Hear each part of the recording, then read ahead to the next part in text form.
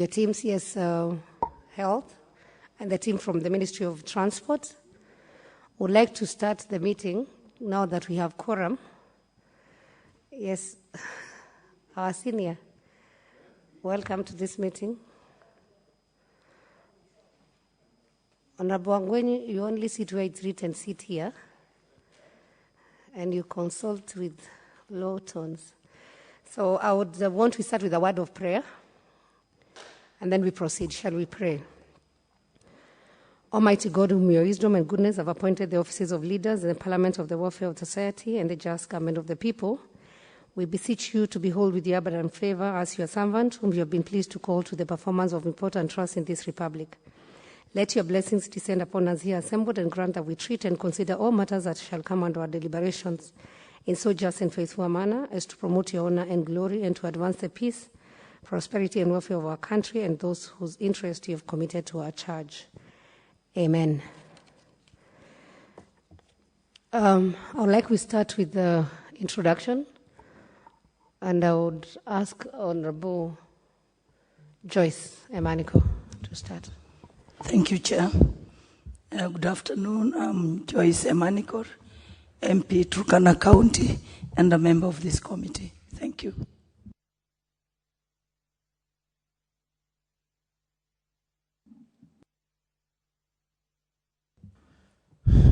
Good afternoon. My name is Martin Peters Owino, MP for Ndewa, and a member of this committee. Honorable Jagagwa. Thank you, Chair. My name is Muriuki Njagagwa, Member of Parliament, Beira North, a member of this committee, and the Vice Chairman of Delegated Legislation Committee. Thank you. Honorable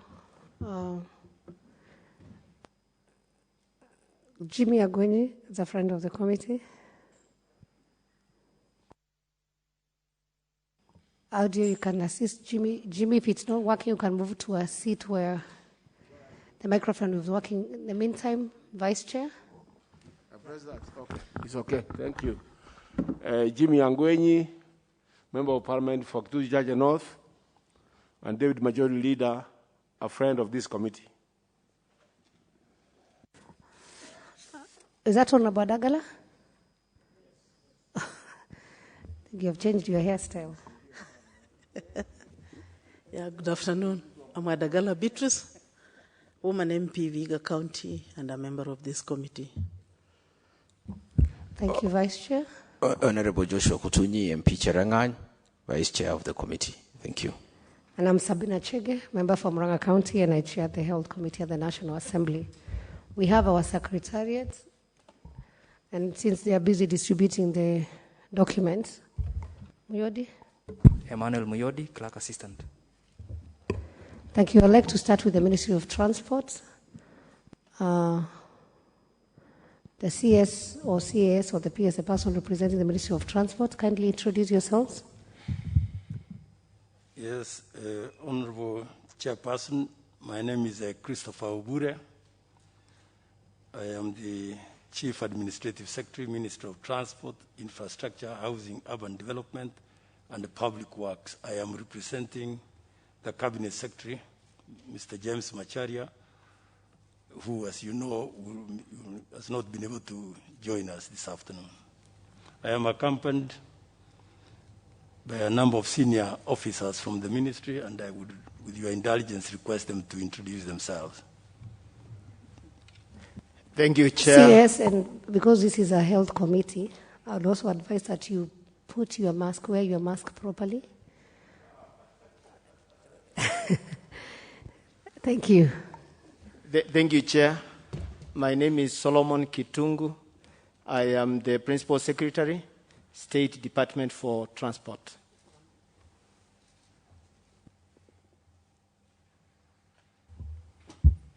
Good afternoon, everybody. My name is Felix Ateng, Director, Government Clearing Agency.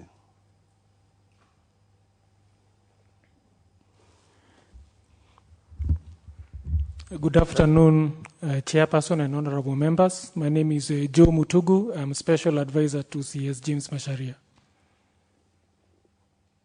Is that all? That's the entire group from our ministry. Okay. CS Health? Thank you very much, Madam Chair, and the rest of the members of the committee and friends of the committee. My name is Mutahi Kagwe, Cabinet Secretary for Health. I've also been accompanied by a number of colleagues from the Ministry of Health. And with the indulgence again, Madam Chair, I would like to ask them to introduce themselves. Maybe starting from my back right here. Kombe. Thank you, Madam Chair and Cabinet Secretary for Health, Mr. Mutahi Kagwe. My name is Professor Yeri Kombe.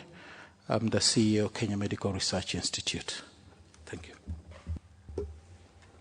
Good afternoon. My name is Rose Mudibo, Director Liaison, MOH.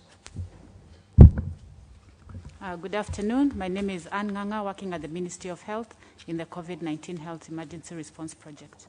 Thank you. Good afternoon. My name is Dr. John Cairo. I'm in charge of national testing as the head of National Laboratory Services. Good afternoon, Chair of the Committee, Cabinet Secretary. My name is Dr. Nduku Kilonzo from the Ministry of Health. Thank you. Did I see the PS walking? Yes, thank you, Chair, honorable members. My name is Susan Mochache, the Principal Secretary in the Ministry of Health. Thank you very much. Honorable members and our guests this afternoon, which is both the Ministry of Transport and Ministry of Health. I request that we start with the Ministry of Transport. Last week, just as a background, we received on our investigations on the usage of COVID funds and the donations that were received from various donors. From the submission of KEMSA, they give a submission that they were not involved in the clearing of Jackma Foundation donations, and they referred to... Madam Chair, maybe first things before we go to, with your kind permission though. Honorable Jagawa? Yes, I was just wondering, we made the invitations, or Parliament made invitations to the two CSs, both transport and health. Yes. And the accounting officers. Maybe we would need to know why the CS transport is not here. I heard Chris Obure, CS, say that you might know or you know that he's not here. Okay, maybe when the CAS was doing the introduction, you didn't really get him. I am in receipt, members, from a letter addressed to our clerk, Mr. Michael CLI, by the Cabinet Secretary, Transport, and he has given his apologies for not making to attend. If you want, I read the letter, I can read it out for members, and also requested us to allow the CAS, Honorable Christopher Bure, to represent the ministry on this important meeting. Madam Chair, how does that sit with the Speaker's ruling? Sometimes early this year that the CS should come in person and not send their cars. The ruling was that there was no, the ruling, the Speaker's ruling was if there is an emergency or a meeting that the CS is not able to come, with this letter we can be able to listen to the CAS. If there is any other matter that we may need to follow up with the CS, I'm very sure the committee can make the decision after, Honorable Jagagwa. But we can proceed because he didn't just appear. I think he made an explanation, and I'm also in the receipt of this letter. And it's actually a regret. He said, I regret that I will be unable to attend the meeting, and therefore request that you allow the Chief Administrative Officer in my office, Honorable Christopher Bure, EGH, to represent me at this important meeting, and signed by the Cabinet Secretary. So if you're okay with that, members, I would wish we proceed then. Honorable Jagagwa, are you okay?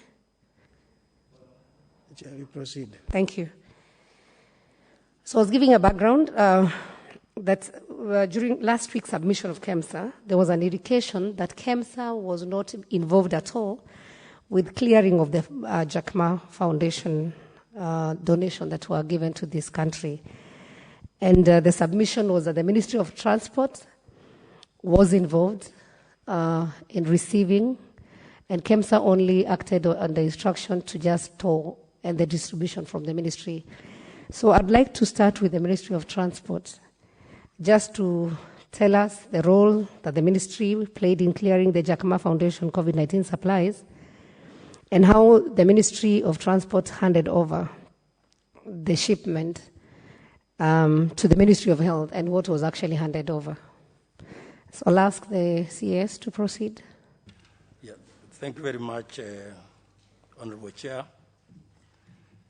First, I want to start by clarifying that my Cabinet Secretary is always committed and has always attended invitations to both houses of this Parliament.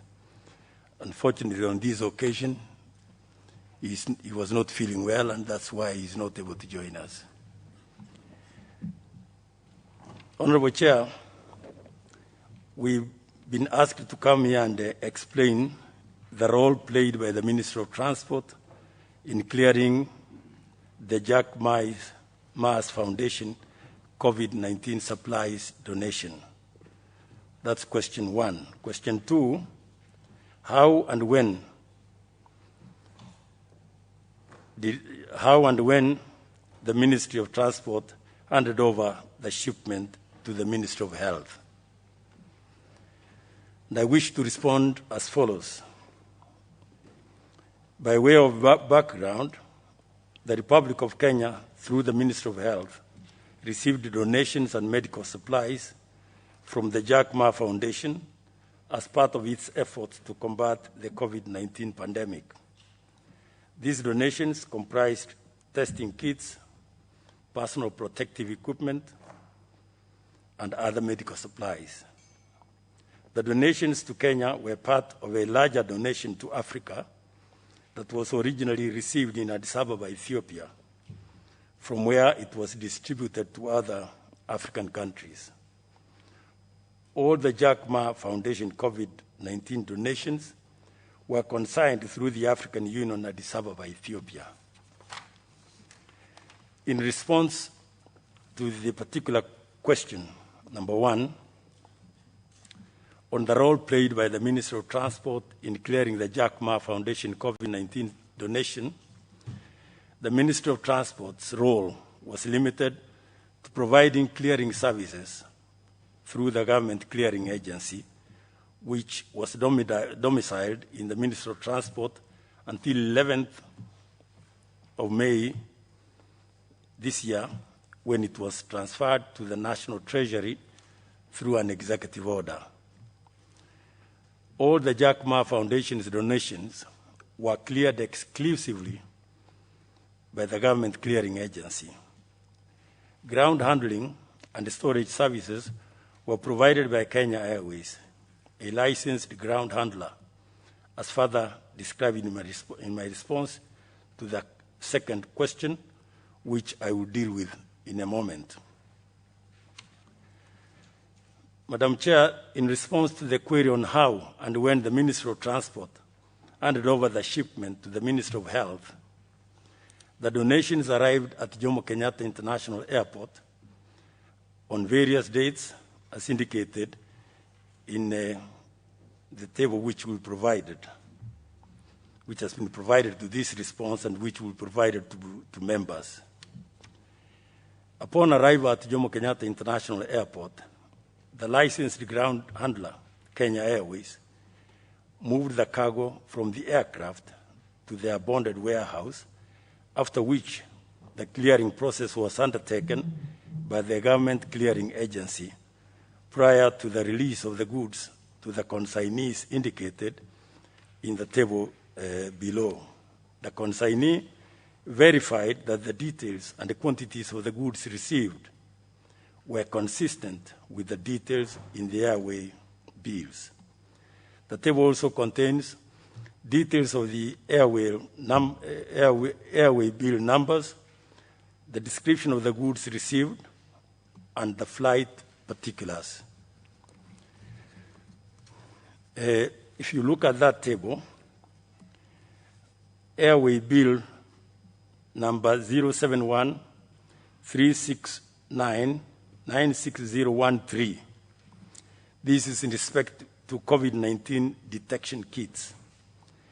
This consignment arrived on the 24th of March, 2020, and was released on the same day to the Kenya Medical Research Institute. The flight which carried this consignment is Ethiopian Airlines flight number 318. It was collected from the Kenya Airways warehouse through a senior official of the Ministry of Health, Dr.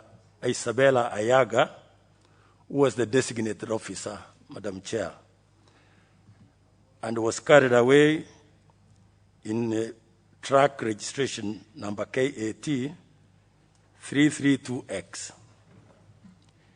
The second consignment,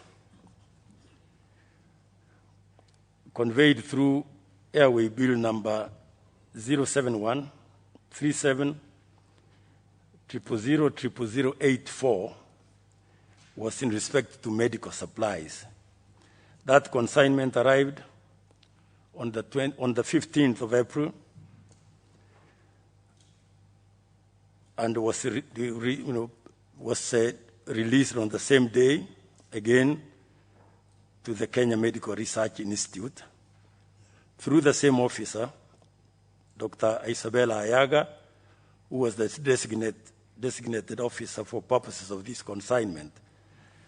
This consignment was, in fact, loaded onto motor vehicle registration KBX 497X. Part of this consignment, I'm informed that there were few packages which were not delivered on that day, but were subsequently delivered on the 28th of May, 2020, under way bill 2668. Consignment 3 was conveyed through airway bill number 071-3701-9975, and this comprised laboratory supplies, kits, screening equipment, hospital care, and IPC material. This consignment arrived on the 22nd of May, 2020, and was released on the 24th of May, 2020. This consignment was for the Ministry of Health. It was conveyed through Ethiopian Airlines, flight 318. Again, the designated officer, Dr. Isabella Ayaga, received these, and moved the equipment away through motor vehicle KBX 497X and GK 538G. The other equipment were detection kits, which arrived on the 20th of May, 2020, through airway bill number 071-350-20-583. This consignment was released on the 24th of May, 2020, to the Kenya Medical Research Institute. Again, the flight carrying this was Ethiopian Airlines 8304. The designated officer, Dr. Isabella Ayaga, carried this equipment away in motor vehicle KBA 948T, KBR 948J, KCE 006S, and KCD 627X. The last consignment was brought in through airway bill number 071-3701-986. This consignment arrived on the 20th of May, was discharged, was released on 24th of May, again to the Ministry of Health through the designated officer, Dr. Isabella Ayaga. Thank you, Madam Chair. Thank you very much, CS, and I hope the detailed report can be handed over to the members of the committee, because you seem to have information that you have read that is not on this summarized document and would wish to have. My only question, it might be that it's in your other document. I've seen the COVID-19 detection kits, medical supplies, laboratory supplies, kits, screening, hospital care. Where are the PPEs? When did the PPEs arrive? Are they part of this, or would we be able to know the air bill number specifically? Because I can see detection kits are very clear, so would like to track the PPEs. And maybe it's in your other reports. I'm not so sure whether you're able to tell us which one. CS?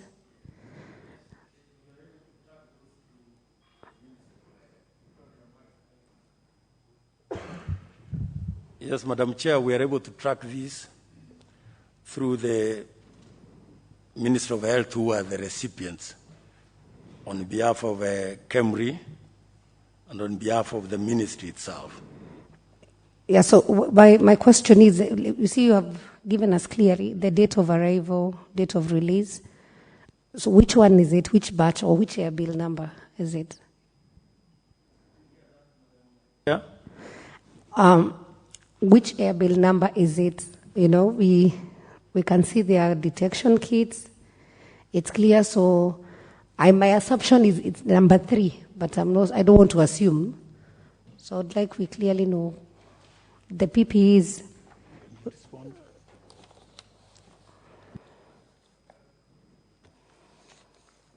It's okay. Your people can be checking as I take a round of questions from members. Honorable Jagagwa, Honorable Owino, Honorable Joyce, and then Honorable Koros, Honorable Adagala. I think in that order. Thank you very much, Madam Chair. The question was the CS to respond to questions on Jack Ma Foundation COVID supplies donation. My opinion is that the answer given is quite fake. At best, I would term it an escapist and not to the point. Honorable Obure, Chris, has very succinctly summarized what they did, summarized on this table, Madam Chair. But other than telling us that there was a airway bill number this, 071, blah, blah, description of the goods, COVID-19 detection kits, the date of arrival, 24th, the date they were released, 24th of March 2020, the flight that they came with, Ethiopia Airways, the 318, and they were handed over to KEMRI. What were the quantities of these consignments? Because we were not here to investigate just a paper trail of the flight that it came with. What were the specific quantities of these items that were delivered or donated by Jack Ma to the great people of the Republic of Kenya. So other than giving us that narrative, we actually don't know whether the detection kits were 5, whether they were 10, the medical supplies. What were they? That is a loose term. Thank you, Madam Chair. And especially for all the other 5 items, I would wish, Lala, that you could clarify and give us the specifics, the specifications of the items that was applied to the government of Kenya or that were donated to the government of Kenya. Thank you. Thank you, Honorable Wino. Thank you, Chair. Just to corroborate what Honorable Jagoga is saying, as a government clearing agency, what this committee is interested to know is the accountability of those goods. And I was kind of surprised, Chair, if you say you want to know from the entity side what was given. And you can give us detail of even the vehicle which picked it up. So globally, the operations of a clearing agency must have that form which has a detail of what is dispatching to the other entity. So without that, then this kind of information you have given us is not really of some importance. So, Chair, I really want to reinforce what Honorable Jagawa is saying. We need those details so that we can also verify with the list that we have for JACMA commodities. Thank you, Chair. And maybe as you respond, Kemri, I've seen Kemri's here. You might be able to tell us what you also received. Yeah. I've seen there are 3 items that Kemri received. I don't know whether you also came up with details of what you received. Yes. Vis-a-vis might be what was received at the airport. Honorable Joyce. Thank you, Chair. Looks like our questions are related on accountability. But I want to say the information we'll be getting here is really very important because Kenyans are very anxious given the stories that went round that JACMA's donations disappeared, the allegations of loss and theft, the allegations that some of the consignments went out of Kenya. So this is very important. And as a matter of just confirmation, would the CAS then, after giving us the information is given, confirm if all the consignments really arrived, if all of them, as had been indicated in the documents, were dispatched, and if the first question on whether the organizations that took them can be accountable, and if these are all, except, of course, the ones he read that are not captured here. Thank you. Thank you, Honorable Cross. Thank you, Chair.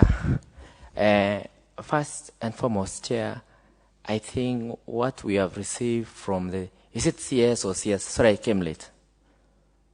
That is, for the record, this is the Chief Administrative Officer, which is CAS, Ministry of Transport, Honorable Christopher Ombule.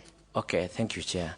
Because what we have received from the CS is too shallow than what we were expecting. Because for sure we really wanted to know exactly what quantities did we receive from JACMA Foundation. Because all what we are getting from here are just, it's not showing clearly what we really receive from JACMA. Secondly, Chair, I'm seeing this government clearing agent. Who is this government clearing agent? Secondly, Chair, who are the directors of this clearing agent? And Chair, if these clearing agents aren't here, I request you, Chair, they should also come and face this committee to tell us what did they receive. Lastly, Chair, I hope we will also get clarification from Kenya Medical Research Institute, Ministry of Health, on the quantities of these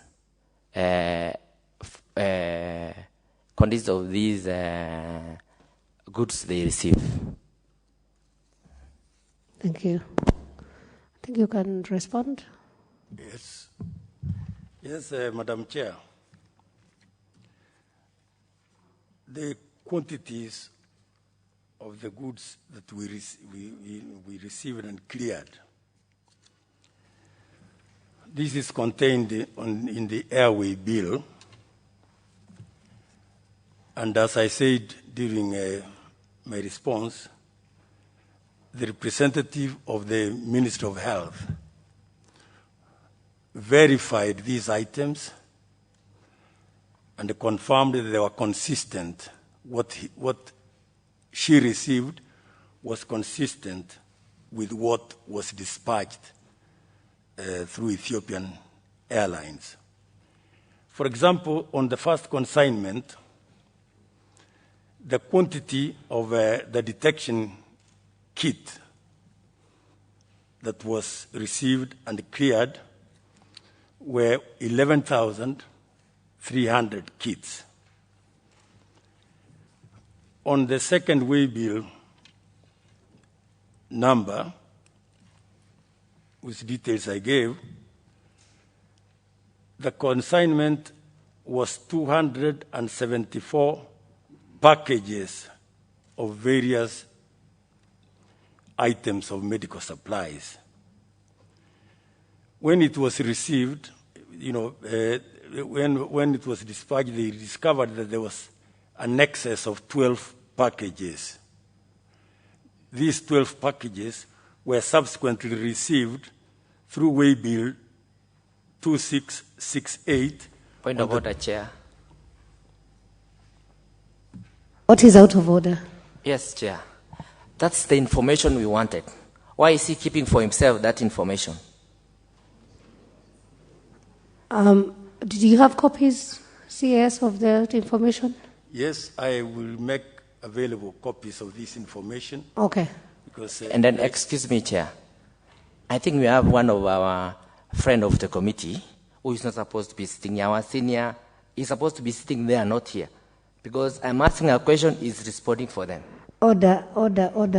And I'm requesting yes. My senior honorable, my friend, I think you should be sitting there, not here. No, Honorable Koros, let's, as colleagues, let's respect each other. And that is our grandfather in this parliament, so let's respect our senior. Chair, can we get the and copies? not get to the side shows. Let's go on. Honorable Koros, that's your grandfather, so we get the copies, allow him Chair. to sit freely where he wants to sit. And I ask the CS to proceed. Yes. And our senior, don't engage with the young ones again. You take your cool. Thank you.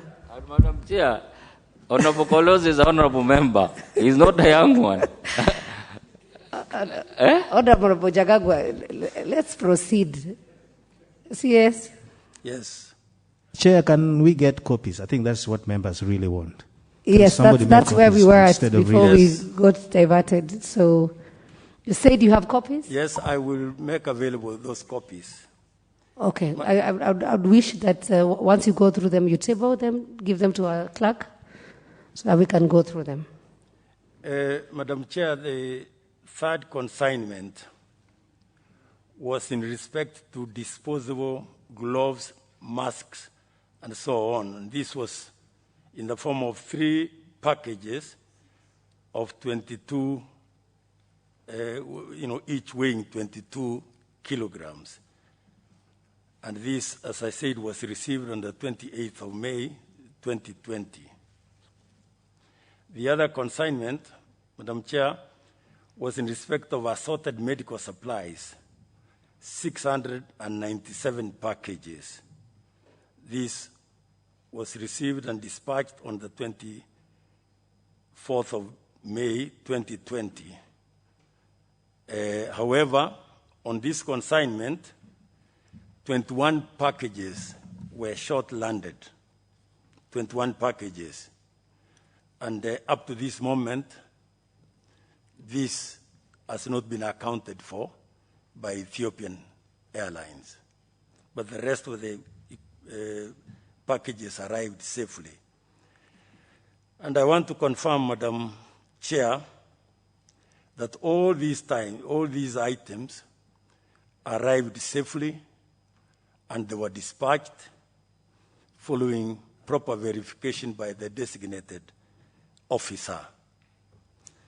And at this point, maybe I will request the director, first of all, the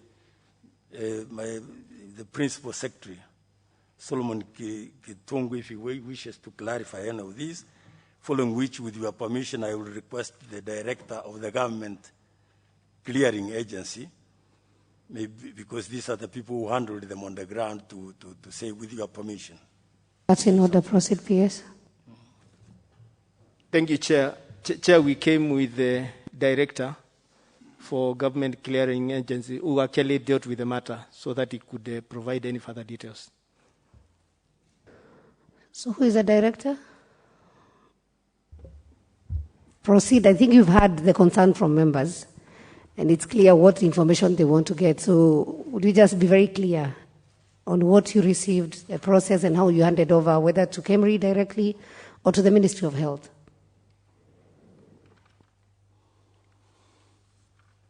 Did you hear me? I didn't get that. Yeah, thank proceed. you, Madam Chair. Yeah. As you heard... Order, Chair. Point of order, Chair. What is it, Honorable Koros? Can he first introduce himself, Madam Chair? It's okay, he's just headed there. You know, not everybody is used to this, getting inside these chambers. That's why I had to ask him whether he heard me. So, Director, introduce yourself, what you do for the government, and handle the issue. Thank you, Madam Chair. My name is Felix Ateng, Director, Government Clearing Agency. And now also, could you also properly wear your mask? Yes, I'm Director, Government Clearing Agency. Put up your mask so that it covers your nose. Thank you. This is an organization that was formed with an objective of facilitating the government in clearing and forwarding of anything that it exports or exports. As clearly stated by the CS, these consignments arrived. And speak to your microphone so that we don't struggle to hear what you're saying. They arrived in 6 batches. And the first consignment, as was mentioned, arrived on 24th March. And there were detection kits, 11,300. And Ministry of Health designated an officer by the name Dr. Isabella Ayaga, who is the head of Global Health Security at the ministry. So she's the one who we were coordinating with when clearing these consignments. So the first consignment was received by an officer that she directed called Vitaly Shikulu from KEMSA, and was transported by KEMSA trucks on the same day. The second consignment... I think, I don't know whether I'm the only one who is lost. Director, we might need to give you some time. Yeah. Because that information you are giving us is what we are looking for. Chair. But clearly what you gave Madam us Chair, here... Madam Chair, let me add my voice on this. Order, just let me Madam just... Chair, yeah. will you allow me to add on my voice? Honorable Koros, thank you, just Chair. hold on. Chair. Hold on. Vice Chair. Waziri Chris, you have a lot of experience when it comes to Parliament. I guess so. And going with the document that you have tabled here, and even the document that you are reading there, is not the same. And then 2, the director of government clearing has more information, which the ministry should have harmonized and tabled as a whole Chair. in the committee. Order. Point of order, Chair. Honorable Cross, could you allow Now, your colleague to finish? Then I'll give you a chance. Will I say that you are not prepared enough to appear before the committee, and perhaps you need enough time to go and harmonize what you have, and perhaps being given more time to table that document here? I think that will sort out this issue. Thank you, Vice Chair. I think that's what I was raising, because you seem to have information that we don't have. For example, you said the first bunch. You actually added, it was 11,300 detention keys received by Dr. Ayaga, then who received a KEMSA. That's the information we were asking for. I don't know, you seem to have other papers that you're referring to down there. Maybe what you can do is we give you time, you go compile those many papers that you have, give us as a report with attachments. So that it can, what you are saying is what we are looking for, but we are struggling to hear you. You're not very audible. And number two, that's information that we would want to have, but it's not in our document. Chair. Honorable Koros. Yes, Chair. That's why Chair was saying what Wasir was giving us was fake. I request, Chair, I request this committee. I think what the director is telling us is the truth. What the ministry is giving us is fake. No, and that's why, Chair, we always request when we have such kind of a national issue which Kenyans want to know the truth. It's always good when we have the CS in I hear you, Honorable Jagabwa. I hear you.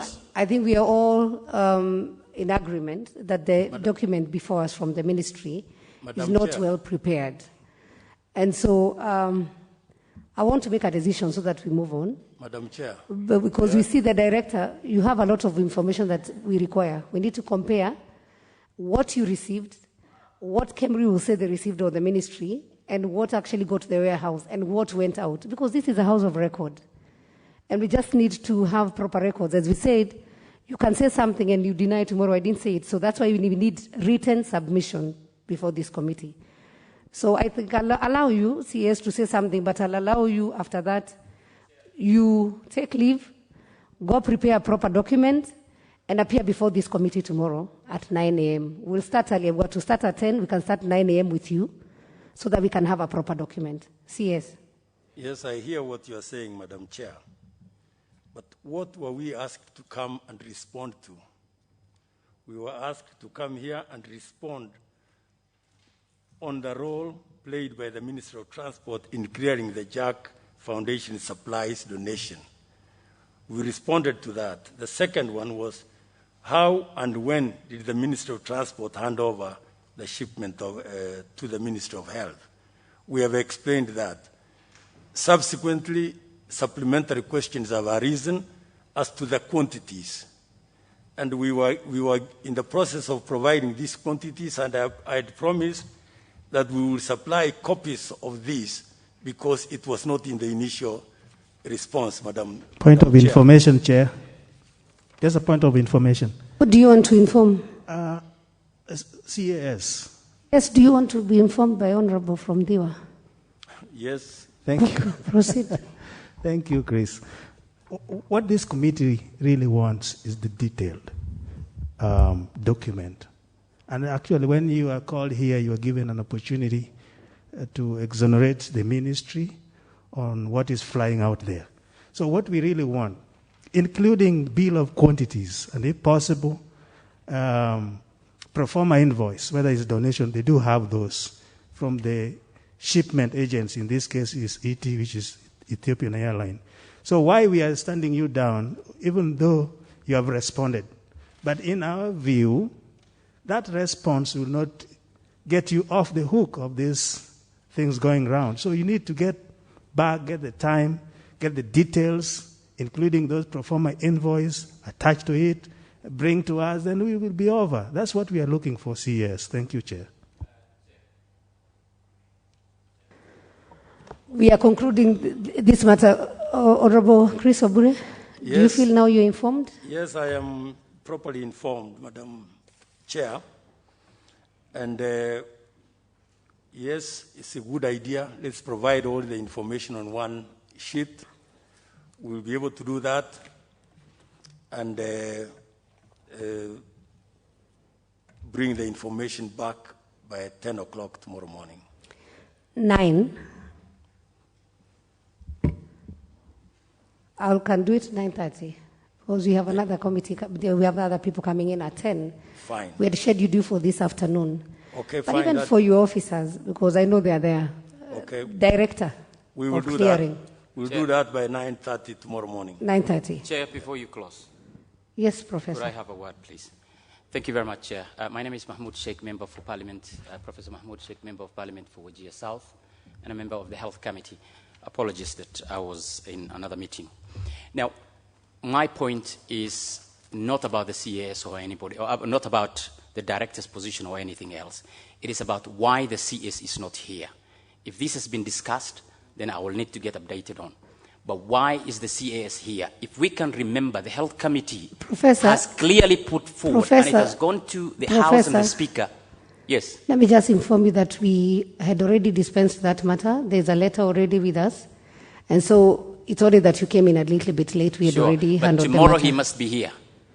It's another day. He must be here because the last time we discussed, even in this House, by the Speaker, and the ruling that was given, we want to see the CS coming here. CS Macharia must be here. We are not going to condone issues of, and avoiding this important parliamentary committee that is equivalent under Article 125 of the Constitution of Kenya, puts this House as equivalent to a High Court. And it's not a joke. It's not a joke. Thank you, Chair. Professor, I would also wish that Honorable Koros, Order, Chair. You cannot order the chair. That's one thing. So point of order, Chair. You cannot order the chair, Honorable Koros. But I think, members, for us to proceed, because we also have the ministry to give us their direction. Madam Chair, just one important issue that I want to pass across, and it should go on Who is record. speaking now? Madam Chair. Yeah, please, let's speak through the chair so that we can have some order. Madam Chair, let me put it very clear that, this issue of COVID-19, it's a very serious matter. That as a committee, we don't want to discuss this thing back and forth. I want to appeal to the government and to the executive that they fine-tune on their communication. This is the problem that we have.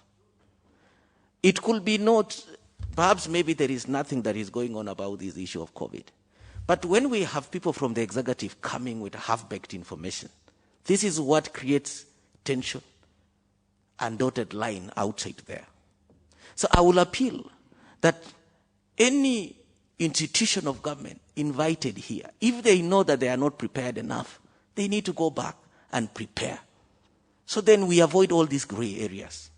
And I will appeal, and I'm sure I'm communicating to some people in the government. So then we have enough information. Public should be fed with enough information. Madam Chair, thank you. Thank you very much. CS and your team, we've made a decision. Clearly, we need a better document. We'll give you time. You take leave. The information, the direction that the director was taking, that's what we need. If yes, you received, for example, this number of kids, how many were they? We just need full details. Who received, then at what point were they handed over, and to who? So that from there we'll pick it up so that we can connect the dots. So otherwise, when we have these gaps, people will keep on speculating. So thank you. We request you to leave now. Chair, and we'll see you at 9:30. The CS must be here tomorrow, Chair.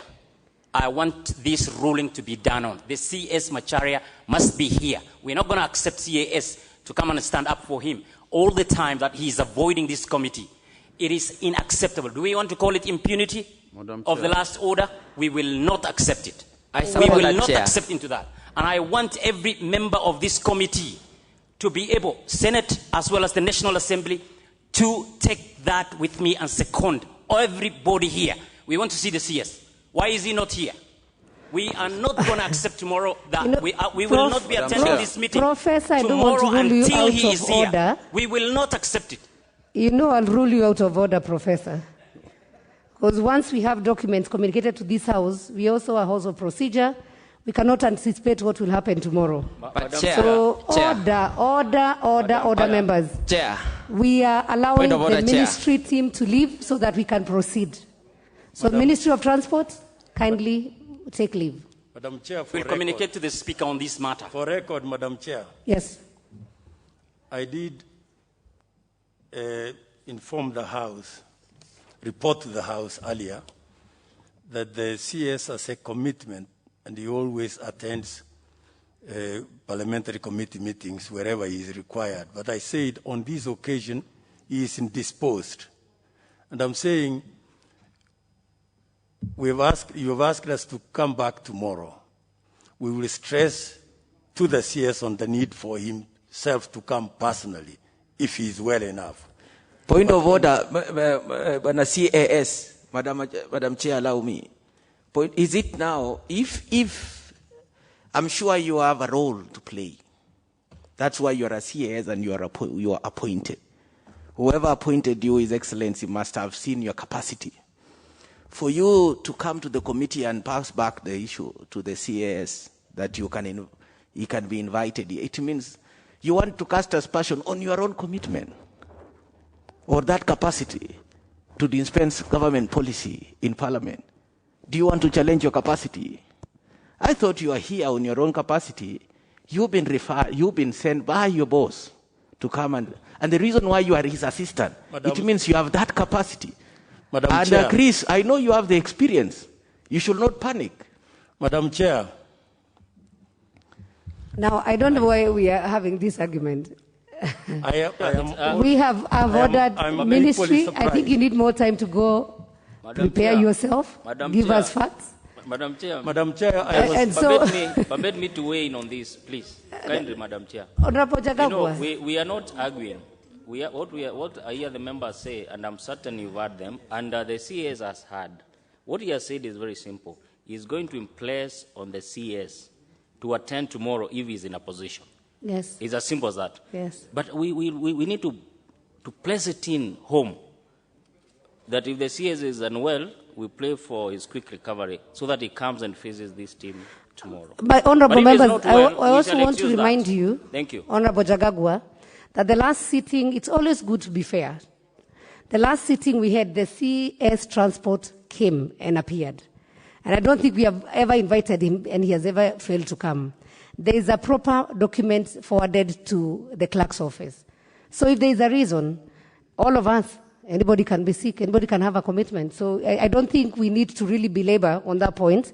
We have directed the ministry. The most important point here, your document is not adequate. Go and prepare. Let's meet tomorrow at 9:30. Thank you.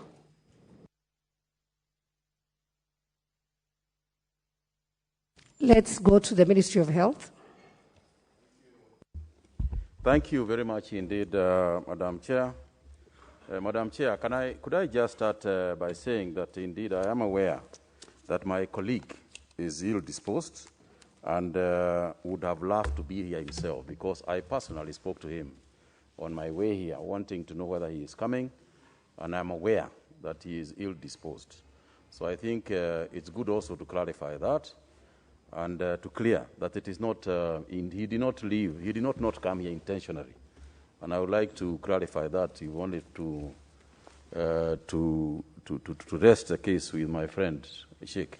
Thank you, CS. Thank you. Madam Chair, let me start from the outset by saying that I am here to clarify a number of things that have been raised both by Parliament, and by Parliament I mean both houses, and issues that have also arisen in the public mind as a result of the communication that has been going on in regards to COVID-19 in general, and specific issues that have been raised that involve matters of transparency, matters of management, and matters of accountability. From the outset, Madam Chair, let me say that when it comes to matters of accountability and matters of transparency, my ministry is determined that this is going to be the case. We are determined to clear every single item and every single issue that may be in doubt as far as this committee is concerned, this House is concerned, and the Kenyan people. because it is only fair and right that they do so. We have no intentions of protecting anybody. We have no intentions of hiding anything. And Madam Chair, I will do my best to clarify any issue at all that may have a reason between the time I was here and give specific details and the time and this time round. And just to say, Madam Chair, that it is important for this to happen. You have rightly said yourself that what happens is that when there are gaps, then you will find that people will make up, or creativity will intervene. And that creativity, while important and good, is also important to clear, because it plays around with people's reputations, it plays around with people's names, and so on, and people's careers. And especially at this time, when this disease is still ravaging us, it is still continuing, day in, day out. COVID-19 as a virus is not finished. It is not a past tense. It's a present tense. Today, we will be announcing some people who have got the disease, and tomorrow we will be announcing others. God help us that tomorrow we will have no deaths and so on. But I think it is good to bring it to light that as we discuss these matters, let us not discuss COVID-19 as if it is over. It is here and present, and will continue in the foreseeable future. And we pray to God that the people, that we do not lose any persons to this disease, as is currently happening both in Kenya and elsewhere in the world. So for me, Madam Chair, there are a number of issues that you have alluded to and have been asked to respond to. And what I propose is I will respond to the general questions. We have got the details of every single item that I'm going to mention. Every single thing I'm going to say has got an annex, a very detailed annex of what is included in it, and I'll be happy to respond to each one of those issues. Madam Chair, the first item I'm supposed to respond to by way of answer is the role played by the Ministry of Health in clearing Jack Ma's Foundation COVID-19 supplies donation and other donations. Madam Chair, let me just say this, that following what you have just heard, the clearance of any government donations is in the hands of the Ministry of Transport, as has been indicated. And indeed, we confirm that as the ministry itself has indicated, it is true that that's what we got. The general procedure of receiving donations in the ministry is through communication received from donors directly or through the Ministry of Foreign Affairs, informing the intention of donating commodities, equipment or services, and their quantities, when to be received, and the point of entry or delivery.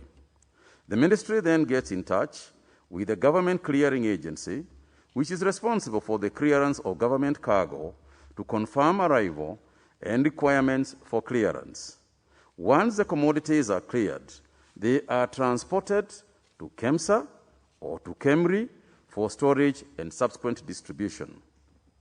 In regard to Jack Ma donations, the Ministry of Health received communication from the Ministry of Foreign Affairs for 3 consignments. Those 3 consignments are in Annex 1 of this document. The second Jack Ma Foundation donation came in 2 consignments. The first consignment was received from the government clearing agency on the 15th of April and cleared and delivered to KEMSA on the same day. Annex 3 of the document here spells exactly how that happened. And as Kas Obure had indicated, that is precisely what happened. The second consignment was received from the government clearing agency on the 28th of May 2020 and delivered to KEMSA on the same day. The details of the consignment are in Annex 4. The third Jack Ma Foundation donation was received on the 24th of May 2020 and delivered to KEMSA on the same day. That is Annex 5. In regards to local donations, The Ministry of Health was notified by donors on the intent, and continues, by the way, to be notified by donors who intend to support the fight against COVID-19, indicating what type of donations, quantities of donations, and sometimes the donors specifically indicate who they want to give their donations to, or what type of donations they believe are more useful than other times.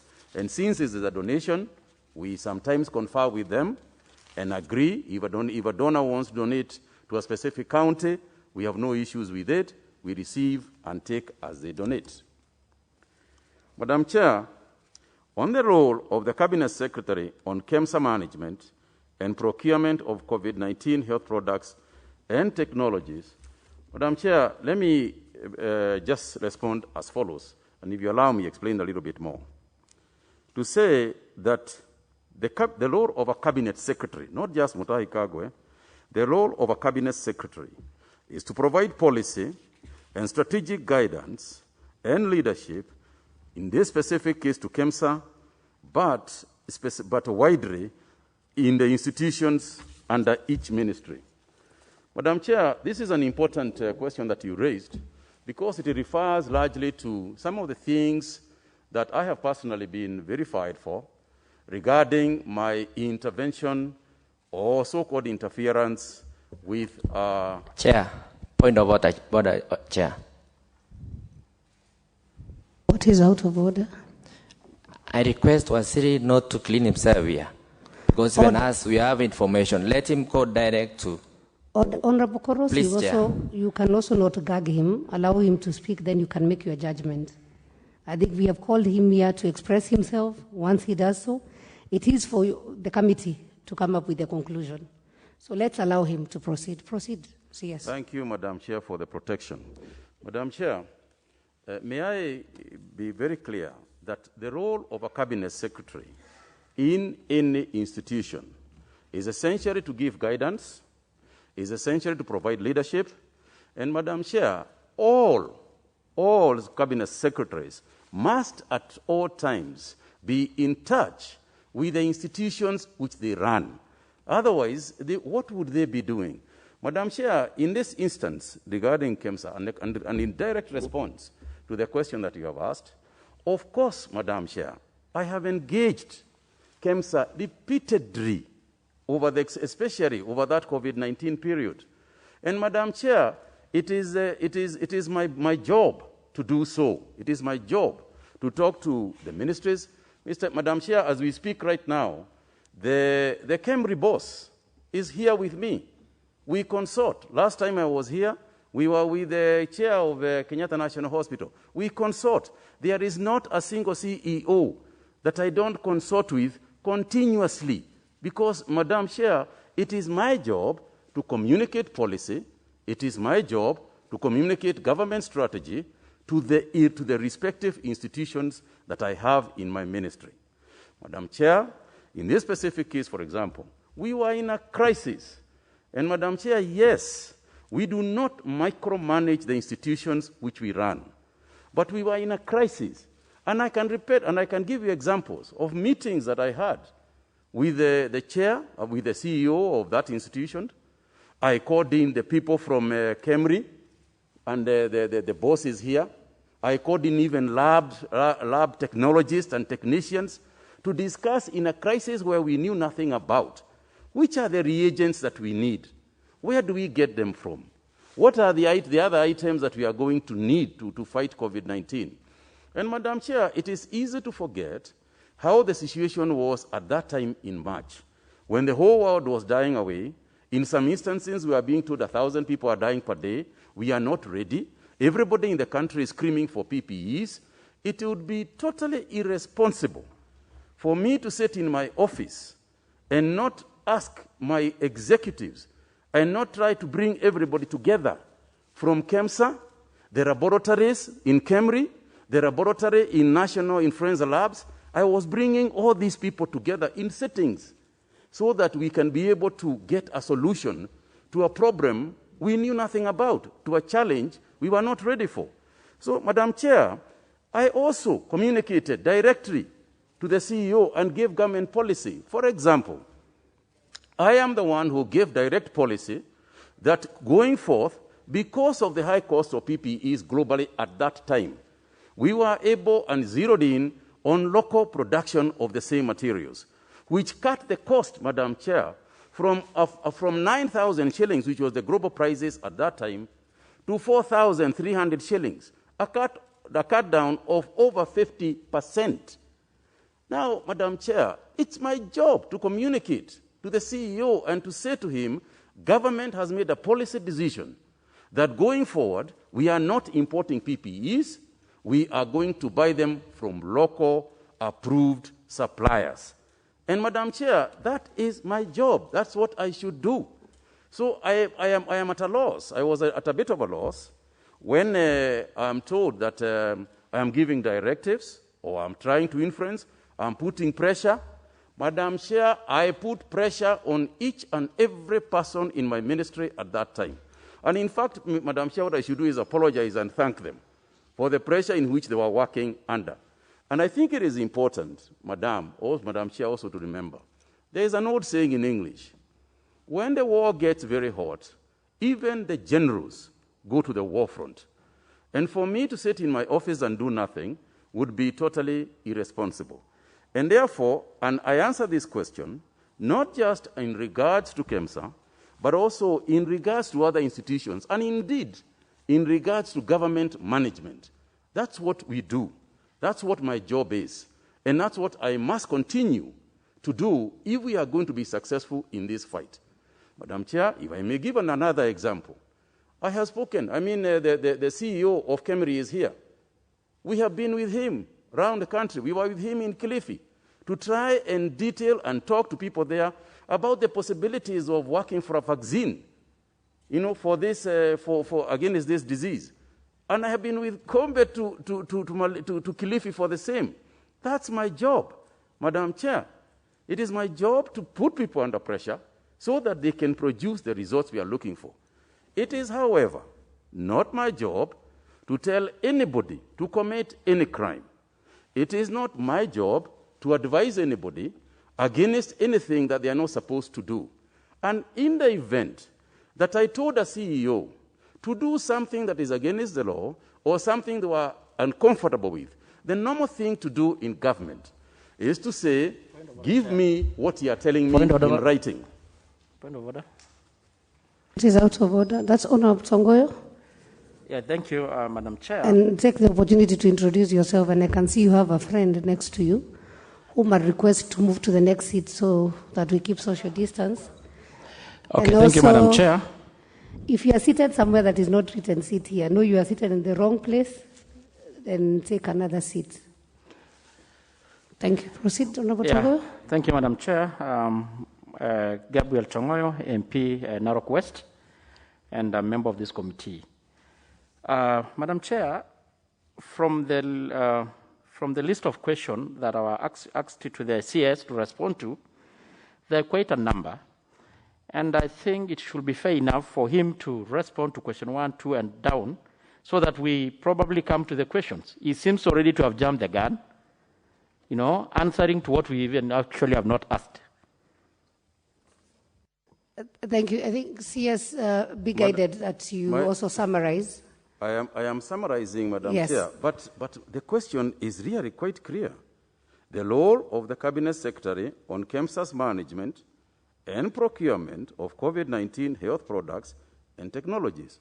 Madam, that's what I'm trying to expound on. Yeah, but you're already asking, actually answering like accusation. I'm sure you are referring to a question, or something that was raised in Senate, that you instructed, you kind of forced the procurement processes. So we have not reached that, maybe. I don't know. Madam Chair, if I may summarize on the answer to the question, I think the other role that we played and we continue to play on COVID-19 is this. Madam Chair, as we speak right now, we have a crisis. We have a crisis because we do not have reagents. The American government has blocked or has suspended the exportation of reagents for testing our people. Madam, it's my job right now to liaise with KEMSA, and I indeed spoke to them yesterday. What could we do? What is it we can be? How can we salvage the situation that we have got right now in terms of shortage of reagents? And right now we get reagents from anywhere. We buy them, provided it is the reagents that we have. So, by way of summary, Madam Chair, I just wanted to expound on that because it's an issue that has been in minds of Kenyans and it's been raised. Continuing on and moving on, the other question is, when did the Ministry of Health receive the consignments of donations from the Ministry of Transport? And I would like to clarify that and indeed confirm that is very close to what was said by my colleague when he was responding, that the ministry received 3 consignments from the government clearing agency, Ministry of Transport, as follows. The JACMA donations on the 24th, first JACMA donation consignments, 24th of March, second JACMA donations, 15th, second one on the same, the second JACMA were received in 2 consignments, the first one on the 15th and the second one on the 28th. And the third JACMA consignment was received on the 24th of May 2020. And then question 4, I'm supposed to give an itemized detail of the consignment. And Madam Chair, the Ministry of Health, through the Ministry of Foreign Affairs, received a note verbal with an attached packing list detailing the contents of the nation as explained in this document that you have, Annex 7. Madam Chair, on the issue of the status of medical supplies, and in particular, the personal protective equipment in the country at the moment. Madam Chair, the provision of PPEs is a continuous exercise in COVID-19. And I would also like to clarify here, Madam Chair, that the PPE is an essential commodity in medical care, not just for COVID-19, but even for other conditions and other infectious diseases that we have. The only issue, of course, is that the speed at which we are using the current PPEs is very, very high. And Madam Chair, I think it is important for us to highlight to everybody, and to the committee in particular, that the biggest problem with these PPEs is that they are essentially not reusable. It's an item that costs 4,300, used once and disposed. And then we have got to get another one. And in fact, Madam Chair, if I may inform the committee, the exercise that is, some of the exercise going on now is to try and see whether we can be able to find ways and means of reusing some of these PPEs. But we cannot do so to risk doctors and nurses. We can only do so once they have proved that, that what I'm asking them is possible. And the demand, Madam Chair, will continue to be high for as long as the current nature of the disease continues. The PPEs in health facilities and communities have been availed by the Ministry of Health through procurement by KEMSA and supplemented by donations, as explained in this document in Annex 8.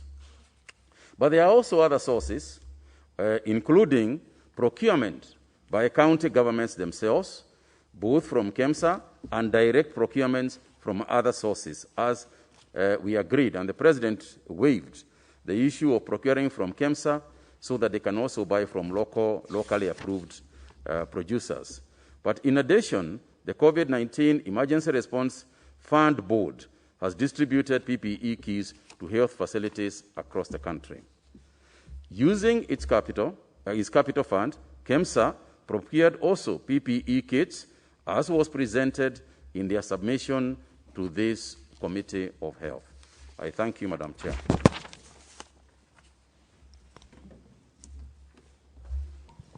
Thank you, CS. I'll give this to the members. We first take the first round, and then we can have the second presentation on the finances. Then we can see Honorable Koros, Honorable Joyce. That's Dr. Eseli. And as you introduce yourself, kindly, as you ask the question, introduce yourself. Professor, Owino, and I'll finish with Tongoyo in that order. Thank you, Chair. Thank you, Bwana Wasiri. And Honorable Koros. Yes, Chair. You know we are supposed to lead by example. So put... Thank you. Thank you, Chair. Thank you, Bwana Wasiri. I have just one question, Madam Chair, to Honorable Waziri. Waziri, you said you didn't interfere or you don't interfere with your CEOs under your ministry. But kindly, Waziri, may I know what interest or relationship do you have with everywhere investment or distributors, the company which supplied KEMSA with BBEs?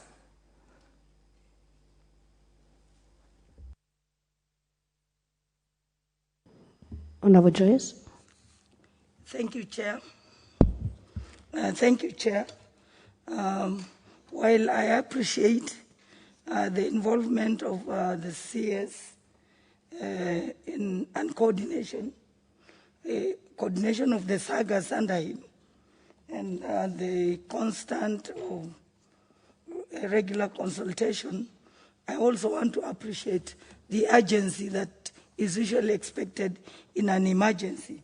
Our main concern really was, in the last meeting, was when we were informed that a procurement of 738 million was done by KEMSA through a letter that was sent by the PS indicating the list of items, which was okay, but also the list of prices and the list of suppliers.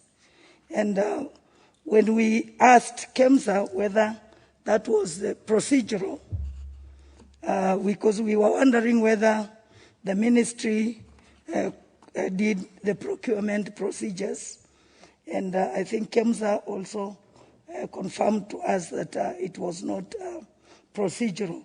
So that is where we are coming from.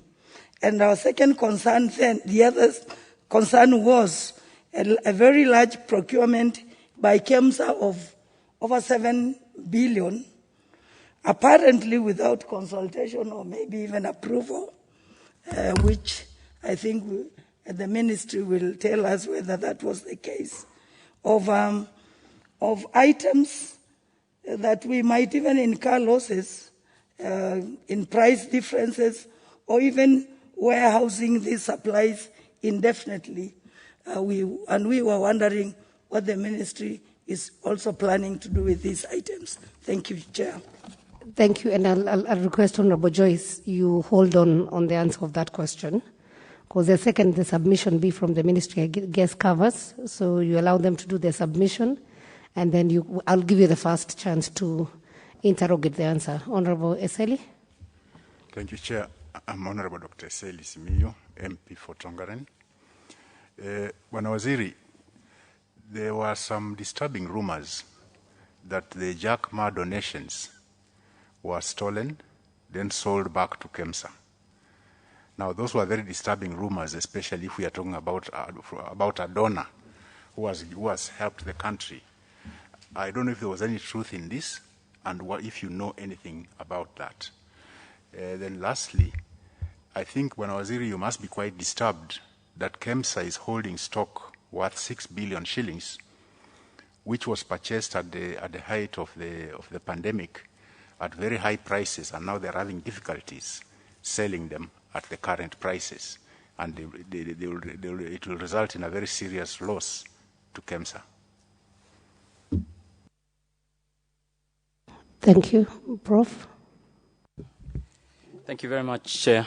Thank you very much, Waziri and your team, for coming to present to the committee. I think exoneration is obviously one thing, and so that is acceptable, and that is obviously something that really needs to be done, both in public and in committee gatherings. So listening to spinners of unconfirmed information, or spiners, as some Kenyans accent use. Listening to spinners of unconfirmed information must be known. We're not here because of the media reports or spinners or any other thing. Parliament is aware, the Parliament is aware that everyone remains innocent until proven guilty, including all your staff and members and all that. So having said that, it is inferred to your guidance and obviously understanding that we want to know what efforts you have done to undertake a clear correction of the issue in place. And obviously, you are here, as you have mentioned, your role is to provide policy, strategic guidance and leadership to KEMSA and any other institution that comes under you, or any other saga that comes under you. Fair enough, that is quite understandable. But we want to know the efforts you have undertaken to make clear correction on the wrongs that happened. And a declaration of that will obviously be a strength to exonerate anyone who might have been implicated on such matters. Have you had any communication? The second question is, have you had any communication from Jack Ma Foundation since the red flag has been raised, so that we know your competent approach to that matter suffices the responses required to such challenges? Those are my two questions. The previous one was to set the tone. Thank you.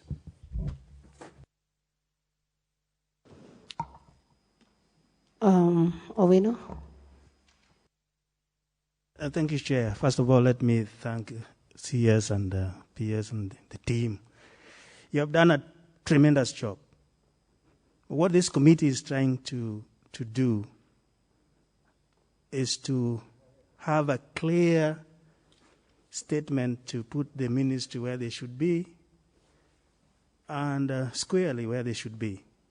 But Madam Chair, allow me a second to ask a question directly so that I can proceed with this, because if I don't get it that way, I will be stuck somewhere. So, CS, is KEMSA a state corporation? Yes or no? Yes, it is. Is it governed by the State Corporation Act? Yes, it is. Now then, when we're looking at that Act of 2012, you as the CS, Part 4 of that corporation, Cap 446, says that state corporation and control of finances. Every state corporation shall cause to be prepared and shall not later than the end of February every year submit to the minister and treasury for approval, number one, estimate of corporation's revenue and expenditure for the following financial year, accompanied by the proposals and project to be undertaken. That's really squarely falls in your docket. And that brings me to question, if KEMSA, out of their revenue, which we had requested, Chair, that we be given exactly the annual revenue in those 10% and whatever they make on their own, around 4 billion, and they go overboard to buy consignments, 7.2 billion. Doesn't it then occur that those should come to you because they were not in the previous budget? Maybe the Treasury is not aware of it, so that you can have some approval to it. Or is it just a corporation that is determining what they want and do what they want? The other statement, Chair, which is correct, in Section 15 of the same Act, and this is where you are alluding to, as we appreciate leadership, guidance, consultation, I think they were anchored on this. When it comes to accountability, then board shall be responsible for proper management of the affairs of the state corporation and shall be accountable for the money's financial business and management of the state corporation. That squarely fall on the board, and it is in the Act. That's why I acted in the first place. So that is what you are trying to say, that you are not micromanaging. But the other aspect, in fact, the same Act says the CEO can only be called to ask questions, that the board makes a decision. But the annual estimates that comes must be approved. So did you get to know, or some kind of approval, that KEMSA was going to purchase 7.2 billion worth of goods? Lastly, as you know, CS, we are still in the quagmire of this disease. Nobody knows when it will weather off because of its mutation nature. We don't know whether it will mutate up or down, become aggressive and all that. We don't know. So we are still in the fight. But as we are fighting, these members of parliament will tell you, in our constituencies, the healthcare providers are still reusing masks. Some do not even have the masks. Some have the wrong ones. But KEMSA State Corporation is warehousing 6.2 billion worth of merchandise. Whether they are trying to make money of it, I don't know whether that is ethical practice or not. No. Now, you as the person at the helm, what do you direct? What do you guide? Because they were here and they said they need some authorities in order to dispose those. In times of pandemic, you may not care for making profit. And when you will be responding to that, tell us also about the 300 million masks. When you mention Chamber of Commerce, it's foreign to us. When we gave the money, we wanted masks to be given to the impoverished community. Right now, they have not even got it. He says, yes, this money was not meant for job creation. This money was an emergency. So you can also tell this committee what the Chamber of Commerce is doing in that arena. Thank you, Chair. Thank you. We can finalize the first round with Honorable Tongoyo. Thank you, Madam Chair, once again. Gabriel Tongoyo, MP Narok West. I've got just a few questions. One, I want to congratulate the CS for at least for the effort he has tried really, to combat this pandemic. And Bwana CS, when you came into this ministry, it's good to be fair, we saw a man full of commitment and energy.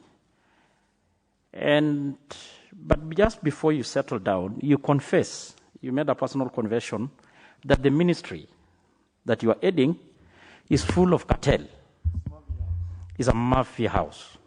And you really confess, even before the cameras. We want just to tell us, as you stand now, what is your fair assessment? How do you rate it? Another question, on matters of the PPs, and I think, Madam Chair, I ever said this before this committee. I happened to have been to one of the government facilities, and there was a whole container which purportedly was packed with the PPs. And to our surprise, I was there when it was overloaded. We found a whole container full with napkins. I don't know, they were part of the PPs, but they are full of napkins. It was really very disappointing. Honorable Tagoe, could you clarify full of what? Napkins. I don't know, napkins are also part of the PPs. What, Pampers or? Pampers. Okay. Pampers. Oh, I had monkeys. No, Toto. So. Maybe they will tell us whether I had full of monkeys. They form part of the PPs. I had asked in the facility, they say yes, but it was not supposed to be those quantities. Maybe they will tell us more on this. Bwana CS, lastly, as the CEO in this ministry, do you normally make a follow-up of these items, donations, supplies, whether they really reach the designated facilities in this country? So, right?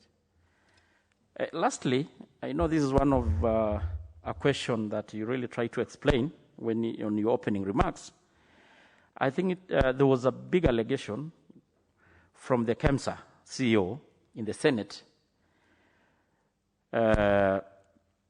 saying that you really kind of pushed them to disregard the procurement processes and procedures and award, the tenders against the procedures. And actually, I think he actually made the confession under the oath. So I don't know. You need to come up a little bit clear on this again,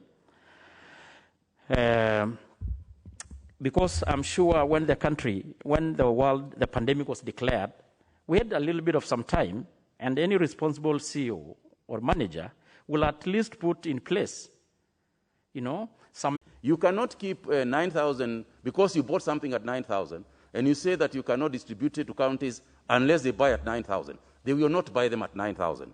Take a hit, distribute these things, cut your losses, and then look at how to recover yourself from operational, from your operations, just like every other business in Kenya is going to have to do. On the issue of Honorable Eseli raised the issue of rumors about the stolen PPEs. I think, Honorable Eseli, we have gone through a very detailed analysis and presentation of the JACMA items. And in this document, which has been distributed in the annexes, you'll see a very detailed analysis of the JACMA and all other donations that we have received. And the reason why you have neither had the Chinese government nor the JACMA organization claim that or make any noise at all, in fact, they are probably thinking about giving us more, is because they have looked at all these things and they have determined that nothing has been stolen. And indeed, if it had been stolen, I am sure by now, given the public outcry that is there, somebody would have been arrested.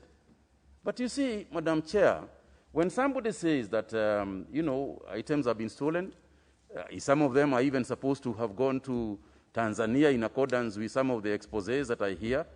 And I wonder why Tanzania, because as far as Tanzanians are concerned, there is no COVID. Why would you take JACMA items to a country with no COVID? So Madam Chair, I just wanted to raise that and say we don't have any reports of any theft. What I probably would say to that is that if indeed it was true, we would have the details that we have got we received this package, and out of this package, KEMLI or KEMSA did not get that package. Then we would know, but we have all the details. And in fact, the documents were also tabled here from KEMSA itself. On the issue of the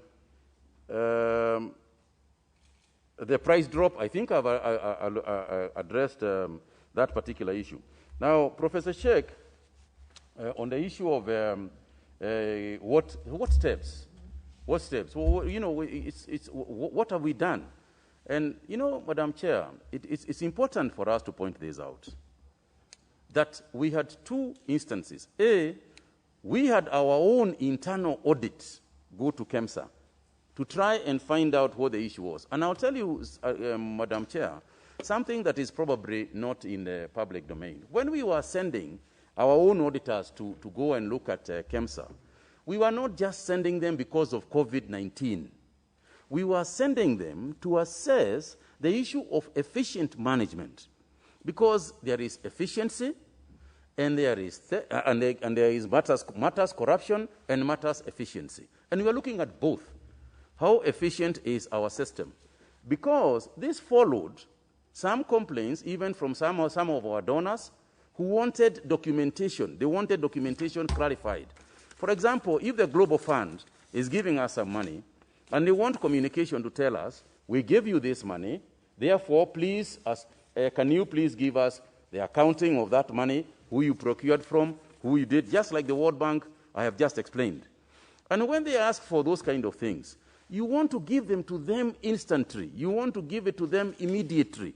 And when that doesn't happen, they come to the ministry and say, we are giving you 40 billion shillings. Yes, we can see the items we are getting, but the accounting procedures are not right. So it is our responsibility. The second thing, Honorable Chair, through the Chair, is that it is important for us also to know, and for you as a committee and the country to know, the investigations that are going on and have been going on, and the President, of course, said that they must finish very quickly within the next 21 days from when he announced it. It is important for us to appreciate. We are the ones who actually, I am the one who invited these people to come and carry out those investigations. If we had something to hide, I would never have invited them. So I think it is good for us to appreciate. They did not come on their own volition. I personally spoke to the DCI and said, please come to the, not just, by the way, it is not just KEMSA. I said, even the ministry, come here and advise us. Where do you think the loopholes are? Where do you think everything is, things are going wrong? So it's at our invitation that they came. And if I had something to hide, all of the management that we have had something to hide, we would not. And it was in response to the same thing that has been asked by Mheshimiwa, that what is it? How now? What is the rating now between when I went there and what is happening now? Let me just put it this way. It is work in progress. We have made serious steps. We have transferred and mixed people, and I must say that the fact that a person has been transferred is not an indication of guilt. It is simply normal, efficient management transaction, so that we start anew in some areas. Some other transfers had been delayed for a long time. For example, a procurement person is supposed to be transferred 3 to 4 years. So when people have been there for 7, 9, 12 years, 30 years in some cases, then it is only fair that that be done. So yes, we are taking steps. We will continue to take those steps to create the efficiency required. But it's not just efficiency not to steal. That's not what we are trying to do.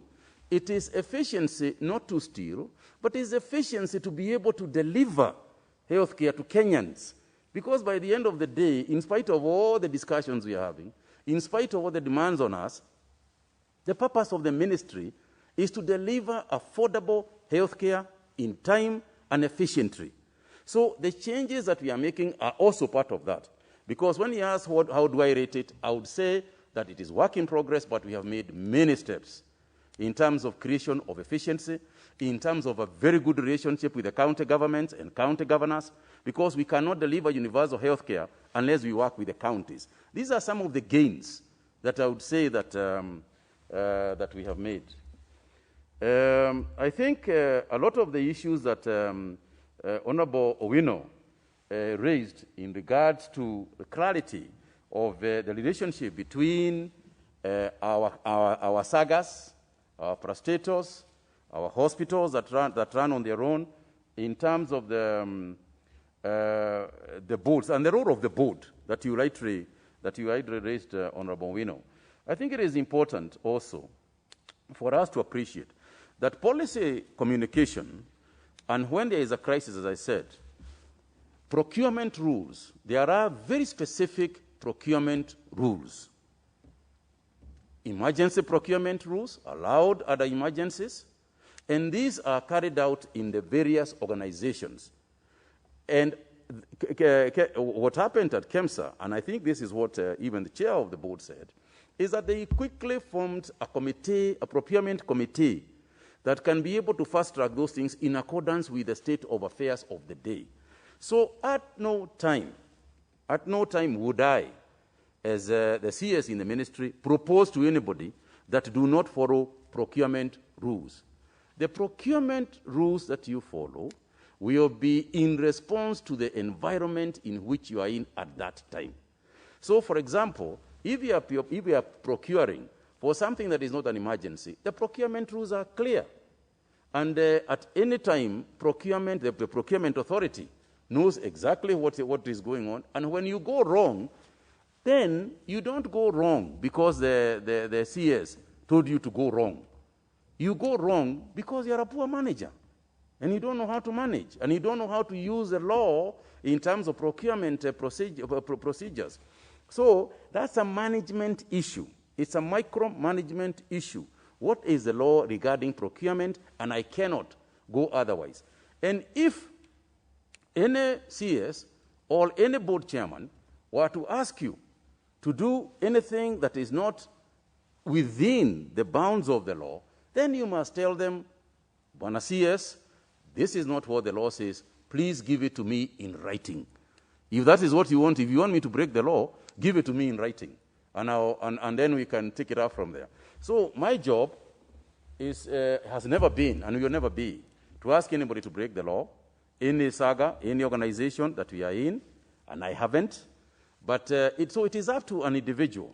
You know, Madam Chair, you cannot, somebody cannot say that you told me, just by way of example, that somebody told me to go and steal Honorable Owino's coat.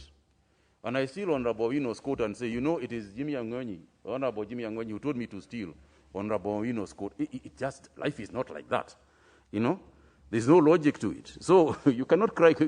Anyway, and I think Honorable Owino, the Madam Chair, through Honorable Owino through Madam Chair, what you said is absolutely correct.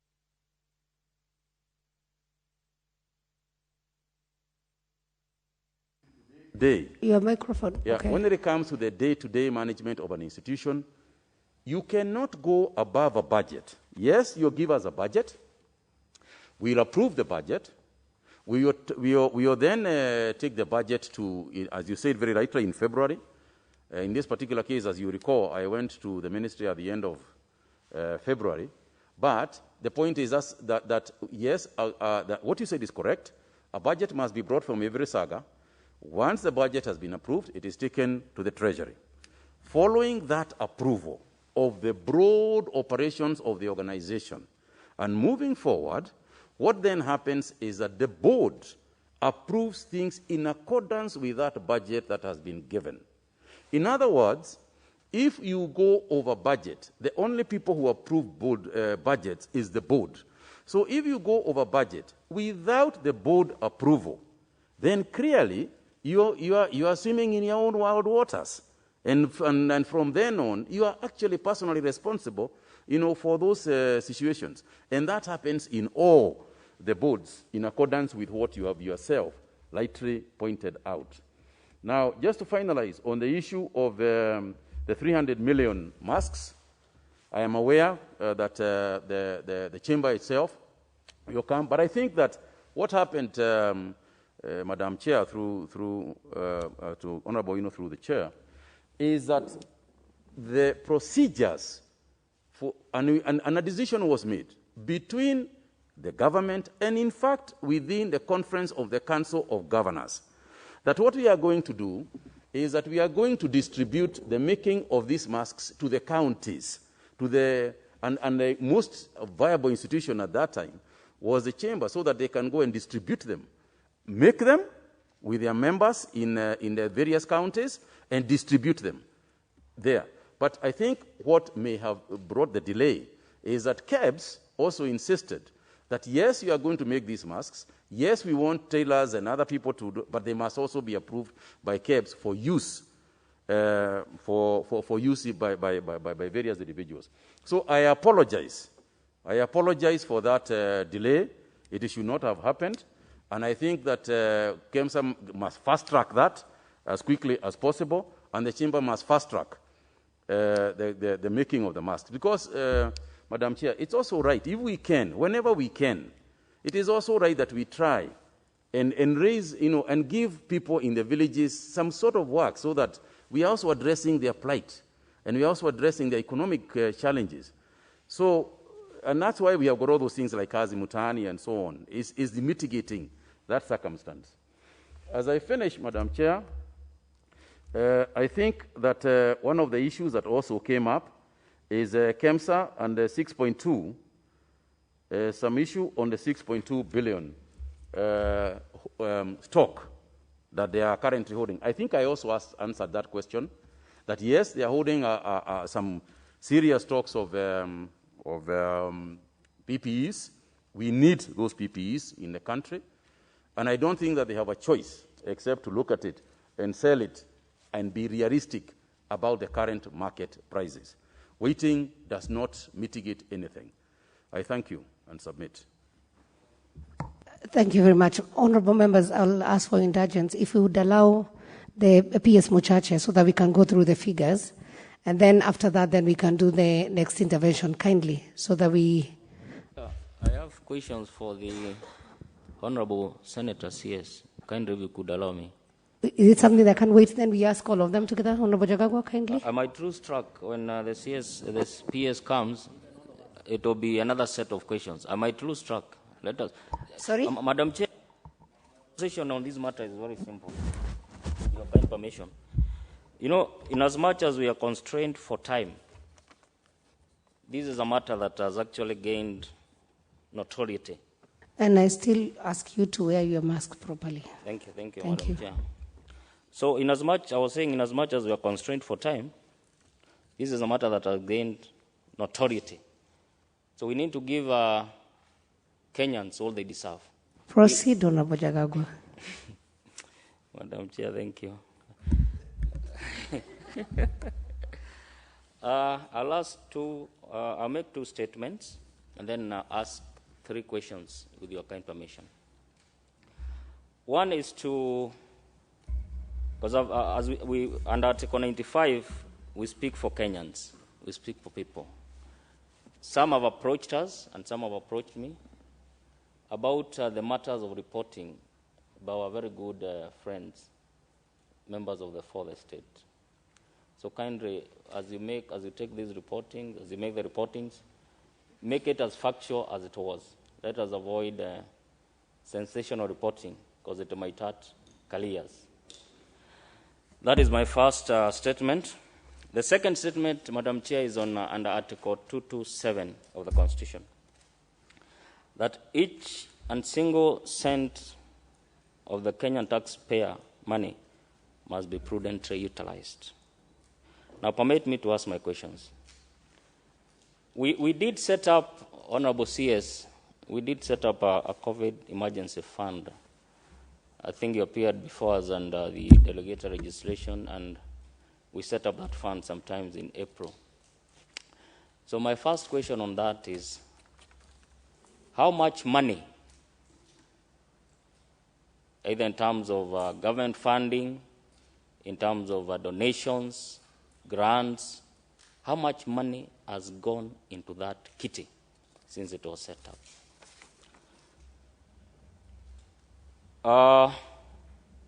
The reason I'm asking that question, and this brings me to my second question, I've seen a folder where you have elucidated the items that have been bought,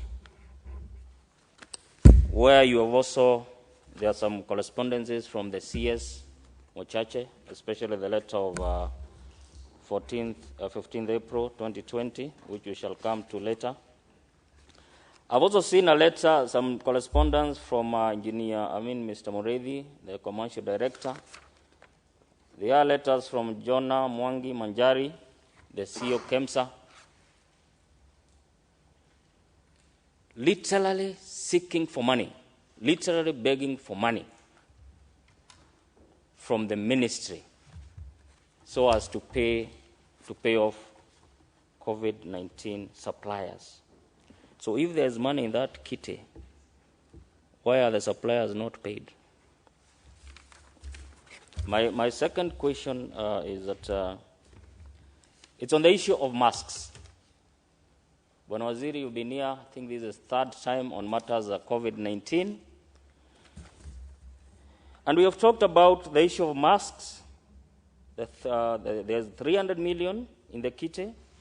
Masks have to be bought for the vulnerable members of this society. That has not been done. It's about 5 or 6 months since we got into the COVID era.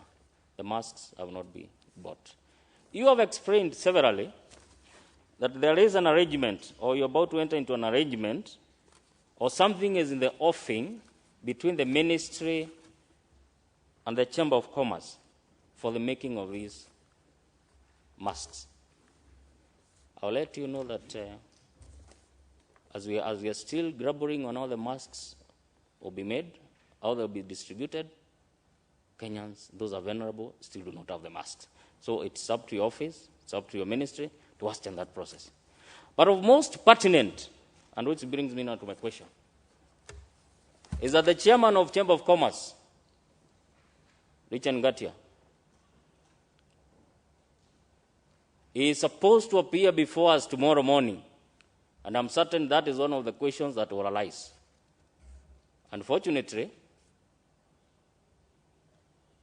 his legal team has written a letter to this committee saying that they have a case pending in court and will not attend. What would be your comment on that matter? Now that the person who is in charge of the Chamber of Commerce, whom the ministry is entrusting to provide and make masks for Kenya, does not want to appear before this committee to explain about the masks. What would be your comment? Just for information, I'm well advised that letter has been withdrawn, and the Megascope, I think that was not on Chamber, it was on Megascope, that they still appear tomorrow. Just for information. I stand guided, Madam Chair, but you see, when we come to discuss about Jack Ma and other issues, supplementary issues will come up. And now that the minister, our Waziri Cabinet Secretary, this is the fourth or third time he's saying that the Chamber of Commerce is the one who is going to make the masks. But the gentleman, Richard Ngatia, does not want to appear before us. Who shall we pose those questions to? Would need his clarification to confirm what the CS is saying. Because we have heard it severally from one party. So we need him here. So that is why I'm asking, what will be his comment? What is his comment that the chairman of the chamber does not want to appear before us? Honorable CS, my last question is that you've explained very well the role of our CS, giving guidance and policy directions to sagas, semi-autonomous organizations that are in his docket, or her docket for that matter. Letters have gone to and forth from the ministry to KEMSA, and one of that letters is the one of 15th April, where the CS, and I'm certain she'll explain herself out about the contents and the basis of that letter. But the bottom of that letter says, ignore all other communications on matters of this procurement and give to these companies. That aside, when KEMSA appeared before us last week, they gave us information. One was the companies that were procuring COVID-19 items for them. The list of directors, the status of the companies, that is CR12, a certificate from the register of companies showing who owns what company. Now that brings me to this question, Honorable Waziri. Now that you are giving policy directions to KEMSA, there is one particular company called Lego Freighters. It's a Mombasa company. Going by the CR, that is the list, the certificate from the register of companies. That letter, or that company, Lego Freighters, has two directors, Rashid Mohammed and Isa Aden. Nature of business